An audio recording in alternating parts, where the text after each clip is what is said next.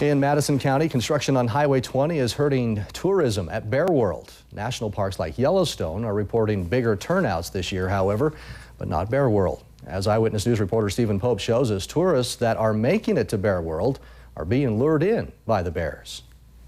Despite construction, many tourists are still determined to make it to Bear World. So determined to get here, it was not a problem.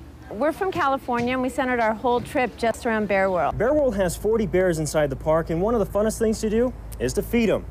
Friends had told us that if we come here, we could feed the bears. It's that close proximity that is helping Bear World weather the construction, which has caused miles of detours for travelers trying to get on and off of Highway 20. Just getting to feed the bears, I would definitely recommend coming out and doing the curator tour to get to feed the bears, get to see them, you know, come right up to the truck and stuff. Is very cool. And let's face it, bears are fascinating. So fascinating that Stacey has made a career out of working with bears. Cubs are very playful. They're like Energizer bunnies. 20 minutes before feeding and 20 minutes after, you cannot slow them down. They love to play in the water.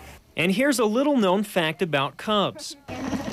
So cute. Bears make this really cool throaty noise. It's called nooking, and it's like a kitty cat's purr. He'll take your arm and just completely cover you in bear drool.